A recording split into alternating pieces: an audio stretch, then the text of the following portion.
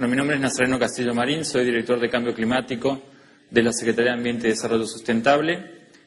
Primero agradezco a APE, a BAF, por permitirme darme este espacio en este evento y quisiera comenzar comentándoles un poco cuál es la razón por la cual estoy aquí. Un minuto. Bueno, básicamente, si vamos a hablar de aislamiento térmico, estamos hablando de ahorrar energía. Si estamos hablando de ahorrar energía, estamos hablando de reducir la emisión de gases de efecto invernadero a la atmósfera. Si estamos hablando de eso, estamos hablando de una contribución a solucionar una problemática que es la del cambio climático. Entonces, básicamente, con ese esquema de pensamiento, voy a ir desarrollando un poco mi presentación, que se basa en la problemática del cambio climático, en todos los aspectos que tienen que ver con esa problemática, y fundamentalmente voy a intentar darle un enfoque desde el punto de vista de eficiencia energética, que es la temática que hoy los trae ustedes acá. Vamos a comenzar definiendo una serie de conceptos que tienen que ver con el cambio climático. Con el comienzo de la revolución industrial, empieza a aumentar la concentración de ciertos gases en la atmósfera, que se denominan gases de efecto invernadero, por ejemplo el dióxido de carbono, el metano, el óxido nitroso. El aumento en la concentración atmosférica de esos gases potencia un efecto que existía naturalmente sobre la superficie de la Tierra, que se llama efecto invernadero. El potenciamiento de ese efecto invernadero tiene un impacto aumentando la temperatura media de la superficie del planeta, y eso es lo que se conoce como calentamiento global. El cambio de la temperatura tiene un efecto sobre otras variables del clima, por ejemplo las precipitaciones, los vientos, la frecuencia de eventos extremos, etc. Eso es lo que nosotros conocemos como cambio climático. Y el cambio climático tiene impactos de distinta índole, impactos sociales, impactos ambientales, impactos económicos. Esta es un poco la explicación del fenómeno del efecto invernadero. La radiación que llega del Sol, básicamente en forma de radiación de onda corta, llega a la superficie de la Tierra, la calienta, la superficie de la Tierra al calentarse emite radiación en otra longitud de onda, que se llama infrarroja. Esa radiación, parte de esa radiación se libera hacia el espacio, son las flechas que ven que se están yendo para arriba, parte es capturada por la capa de gases de efecto invernadero que está en la atmósfera y reemitida nuevamente hacia la Tierra. Entonces, lo que hemos estado haciendo desde el comienzo de la revolución industrial, de alguna manera, es aumentar el grosor de esa capa. Esa capa cada vez retiene más de la radiación infrarroja que antes se liberaba hacia el espacio. Eso está causando que aumente la temperatura del planeta. Los gases de efecto invernadero son los causantes del potenciamiento del efecto invernadero. Estos son los 6 grupos de gases de efecto invernadero que contempla el protocolo de Kioto. En la tercera columna ven cuáles son las principales fuentes de emisión de cada uno de esos gases. Como verán, hoy el gas que más nos interesa en términos de este taller es el dióxido de carbono, cuya principal fuente de emisión es la quema de combustibles fósiles.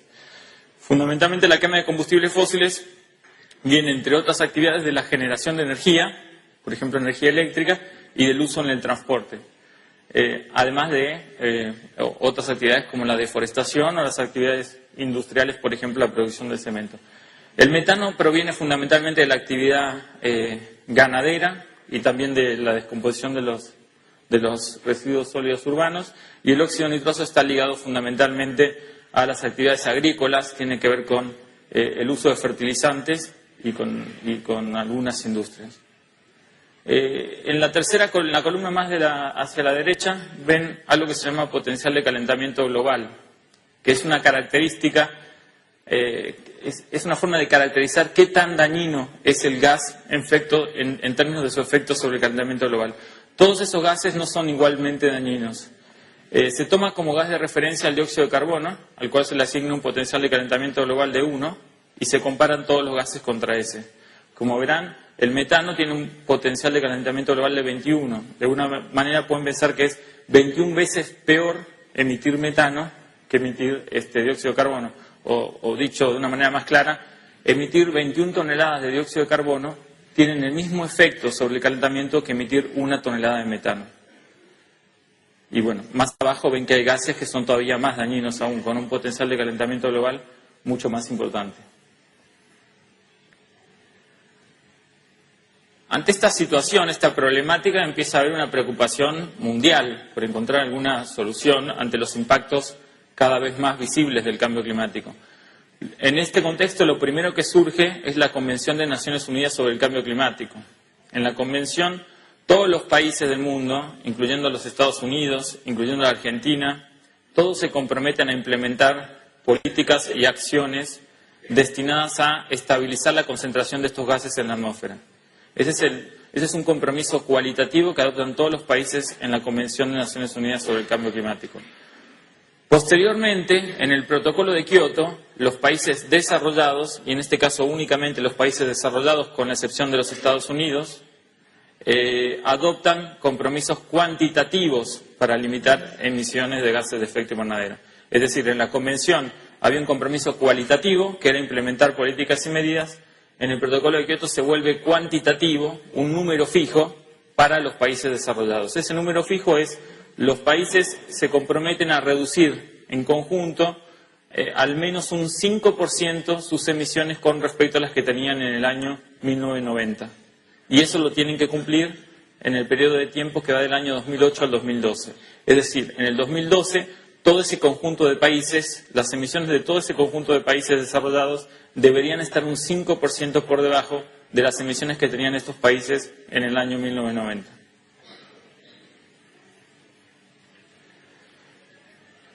El Protocolo de Kioto tiene un primer periodo de compromiso definido, adoptado, que es este que mencioné, que va del año 2008 al 2012. No está definido todavía qué ocurre después del 2012. ¿Cuáles son los compromisos después del 2012? ¿Quiénes serán los que tendrán compromisos después del 2012? Todo esto está en este momento en proceso de negociación.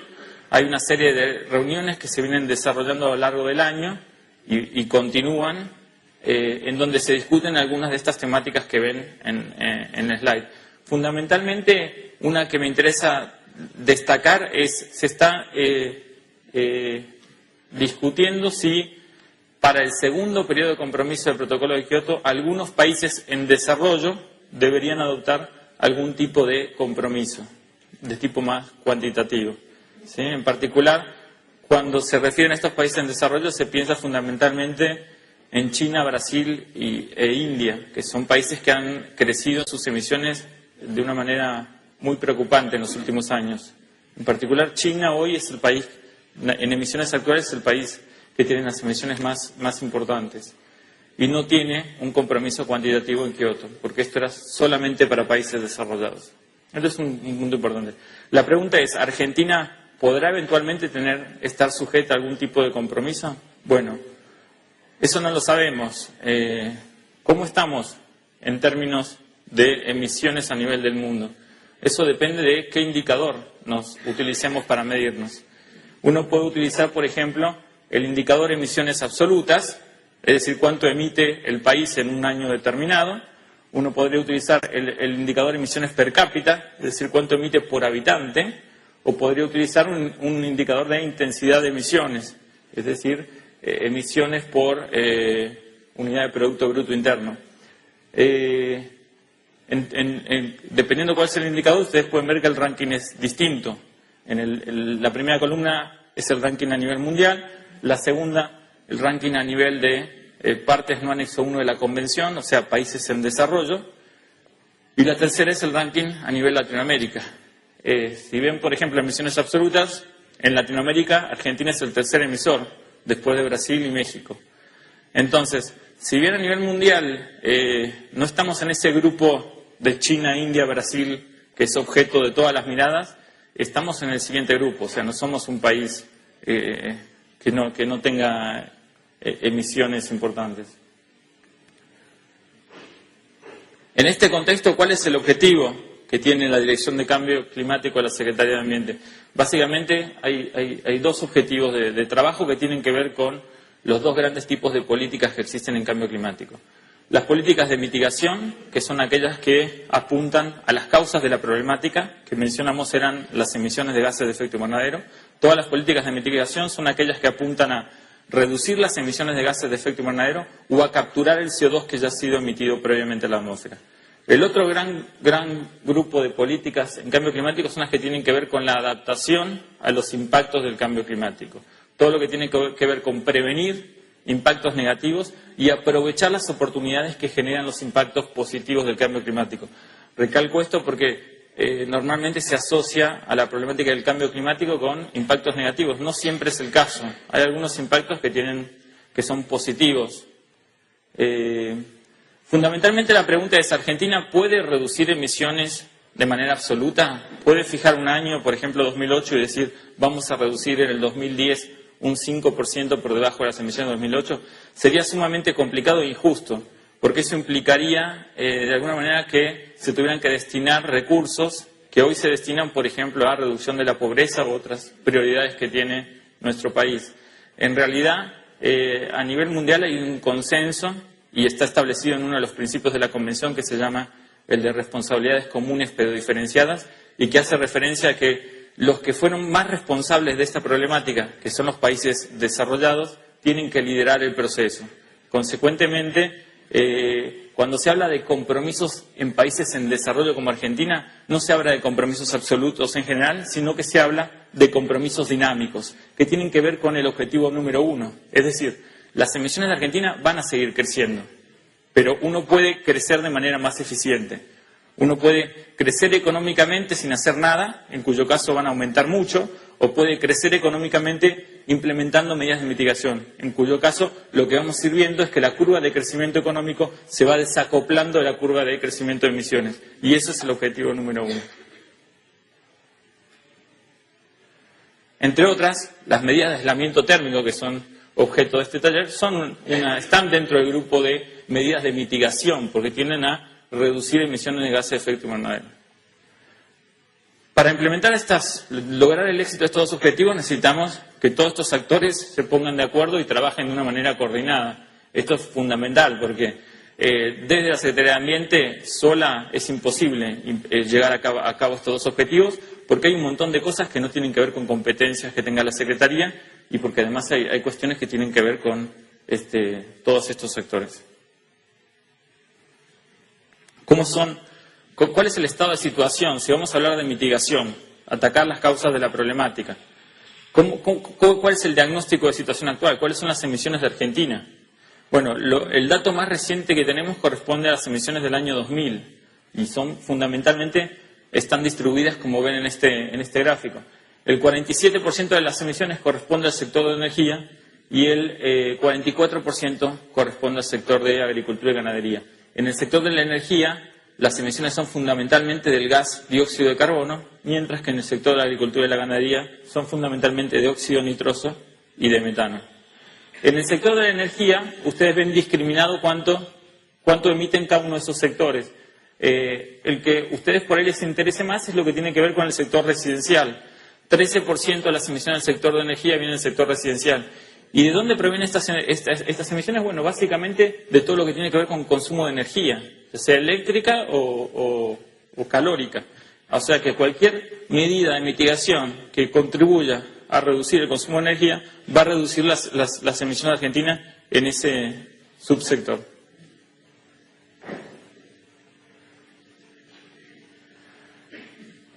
Este es el diagnóstico de situación. Ahora, ¿qué se puede hacer? ¿Qué tipo de medidas tienen que ver o qué tipo de medidas se encuadran dentro de lo que denominamos políticas de mitigación? Hay 3 niveles de acción, básicamente. El primero tiene que ver con políticas y medidas, justamente. Y es un nivel en el cual el actor principal es el Estado. El Estado, a través de implementar normativas que o bien reduzcan directamente la emisión de gases de efecto invernadero o indirectamente promuevan la reducción de emisiones de gases de efecto invernadero.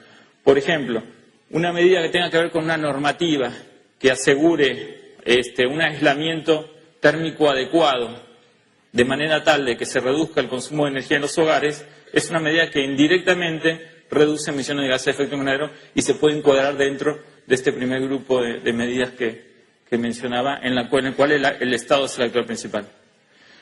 Otro nivel de acción tiene que ver con proyectos concretos. Y aquí el actor principal es el sector privado, fundamentalmente. Desarrollando proyectos que tengan que ver con reducción de emisiones de gases de efecto invernadero. Por ejemplo, una constructora que en sus proyectos incorpore la temática de aislamiento térmico y logre que sus construcciones, sus obras, produzcan menos emisiones que las obras convencionales sin aislamiento térmico. Para el sector privado hay un incentivo a través de algo que se llama mecanismo de desarrollo limpio, un incentivo para hacer proyectos que reduzcan emisiones, que tienen que ver con la posibilidad de vender en el mercado de carbono las reducciones de emisiones que se logren. Entonces, en Argentina, el sector privado ha entendido o ha incorporado este concepto, y hoy en día tenemos más de 20 proyectos en el mecanismo de desarrollo limpio presentados que tienen que ver con todos esos sectores. La mayor parte de los proyectos están vinculados a la captación de metano y posterior quema de dióxido de carbono en rellenos sanitarios. Los proyectos de aislamiento térmico también podrían ser parte de este tipo de esquemas. El último nivel de acción es el nivel de acción individual. Todos nosotros, cada uno de nosotros es una fuente de emisión dispersa de gases de efecto invernadero. Es decir, nuestros estilos de vida, nuestros hábitos producen la emisión de gases de efecto invernadero. Entonces, el cambio en nuestro estilo de vida es una contribución a reducir las emisiones de estos gases. Este es un estudio que hicimos hace poco en la Secretaría de Ambiente, que denominamos la huella de carbono del argentino promedio. Lo que hicimos fue, de alguna manera, elaboramos una tabla Excel que cualquiera de ustedes puede bajar de nuestra página web y completar, en la cual se le hacen ciertas preguntas sobre su consumo de energía eléctrica, consumo de gas, uso de transporte público, uso de transporte particular, consumo de alimentos, y en base a esas preguntas y las fórmulas que elaboramos, se estiman las emisiones asociadas a cada uno de esos hábitos, de esos estilos de vida. Tomando hábitos o estilos de vida promedio del argentino promedio, llegamos a que un argentino promedio emite al año 5,71 toneladas de dióxido de carbono. Cualquiera de ustedes puede nuevamente tomar la tabla Excel de nuestra página web, completarlo y compararse contra el argentino promedio. Como verán, un 20% de las emisiones del argentino promedio vienen del sector de energía. Y acá hay un montón de cuestiones que tienen que ver con cambios de hábito para poder reducir esa huella de carbono.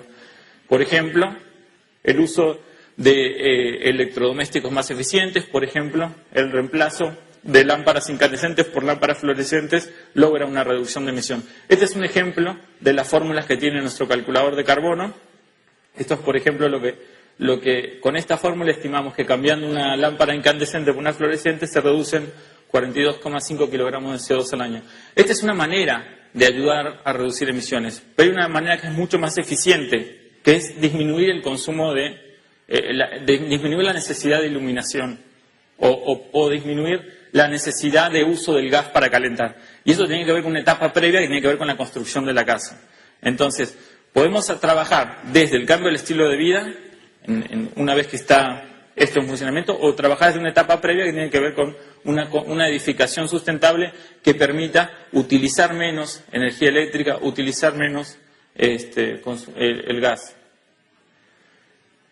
Y esto es un poco cuál es la problemática que vinculada con la combustión el uso de combustibles fósiles. Perdón que esté en inglés, pero lo tomé al último momento. Pero me interesó porque me parece que es muy claro cómo el consumo de estos ciclos explican cuál es la problemática que vincula la quema de combustibles fósiles con la problemática del cambio climático y con la problemática de la contaminación urbana, ¿no? Cómo se van relacionando cada uno de esos conceptos y cómo, a partir de una edificación sustentable, podemos contribuir no solamente a solucionar en parte la problemática del cambio climático, sino también el de la contaminación urbana. Y cómo estas dos cosas además impactan sobre la salud y sobre la calidad de vida.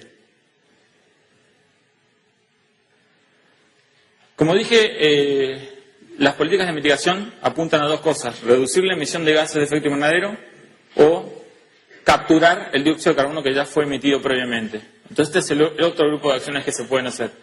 Cuando hablamos de capturar dióxido de carbono, tenemos dos formas: la captura biológica, a través de plantaciones, ¿sí? Los árboles, cuando van creciendo, van capturando dióxido de carbono de la atmósfera y lo incorporan a su biomasa, o a través de algo que se llama secuestro geológico, que tiene que ver con la posibilidad de capturar el dióxido de carbono que está saliendo, las emisiones de dióxido de carbono que salen de una industria y almacenarlo de alguna manera en reservorios geológicos. Estas son también dos tipos de actividades que contribuyen a la mitigación del cambio climático. Entrando al otro grupo de políticas que tienen que ver con la adaptación, lo primero, para podernos, al igual que en la mitigación, para poder ejercer acciones, primero tenemos que saber cuánto emitimos. Para poder adaptarnos, primero tenemos que saber cuáles son los impactos y cuáles son las vulnerabilidades en Argentina. Y para poder saber eso necesitamos tener un buen sistema de monitoreo ambiental.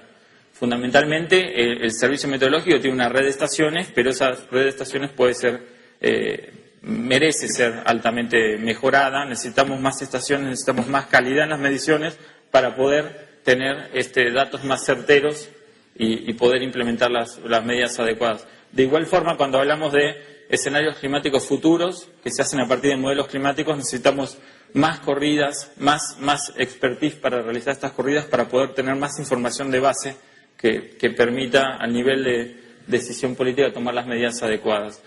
Bueno, todo esto va a contribuir a reducir la incertidumbre, que es el principal problema que enfrenta el político hoy en día para tomar medidas en el área de adaptación. Porque uno puede decir, bueno, el modelo climático X dice que va a llover 700 milímetros más en tal zona. Entonces hay que hacer una inversión en barreras de contención porque esa zona va a estar sujeta a inundaciones. Bueno, ¿cuál es la probabilidad de que eso ocurra? Bueno, esto lo dice este modelo. Y si utilizara otro, diría otra cosa contraria. Entonces, esto es un poco la problemática que enfrentamos a diario, ¿no? Tenemos que mejorar mucho el manejo de la incertidumbre, reducir la incertidumbre, y para eso necesitamos trabajar fundamentalmente en estas dos cuestiones.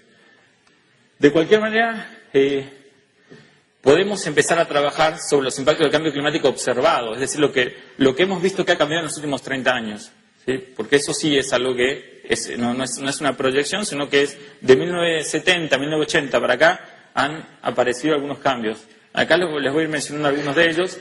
Por ejemplo, de 1970 para acá se ha visto que hay un incremento en toda esa zona, en las precipitaciones de toda esa zona del país, fundamentalmente en la zona que está en rojo. Se ha visto también que hay un retroceso generalizado de los glaciares andino-patagónicos. Ahí pueden ver una foto de cómo se ha ido reduciendo la lengua de glaciar Frías. Ha habido un aumento en los caudales de los ríos de la cuenca del Plata, y esto ha estado ligado a una mayor frecuencia de inundaciones. Ha habido una mayor frecuencia de precipitaciones extremas, se han registrado una mayor frecuencia de precipitaciones extremas, y esto también ha estado vinculado a esos eventos de inundaciones. Y contrariamente, hay regiones del país en las cuales la disponibilidad de agua se ha ido reduciendo en las últimas décadas, por ejemplo, la región de Cuyo. Y esta es una región que depende fundamentalmente para sus actividades económicas, depende del agua que traen los ríos. O sea que si los caudales empiezan a disminuir, esto puede tener impactos económicos muy serios en esta región. ¿Qué pasa a futuro? Hasta ahora dije, esto es lo que hemos cambios climáticos observados. Cambio climático proyectado se hace a partir de aplicar estos modelos climáticos que, como dije, tienen cierta incertidumbre, pero estas son algunas de las cosas, de las conclusiones que han tenido para la Argentina. Algunas están en coincidencia con cambios climáticos observados. Por ejemplo, los modelos proyectan que siguen disminuyendo los caudales de los ríos en la región de Cuyo. Entonces ahí tenemos un proceso de cambio climático observado que coincide con la proyección, y eso de alguna manera ayuda a que se puedan implementar medidas en ese lugar. Hoy hay una certidumbre mayor. Pero en otros las relaciones cambian. Por ejemplo, en la Cuenca del Plata veíamos que lo que observábamos era que venía disminuyendo, y las proyecciones que venían aumentando los caudales, y las proyecciones apuntan a decir que van a disminuir. Entonces, esto es parte de la complejidad que enfrentamos en esta temática de cambio climático. Bueno, esto es lo que justamente decía de los caudales del Plata, que se proyecta que se reduzcan los caudales, mientras que lo que veníamos observando es que aumentaban.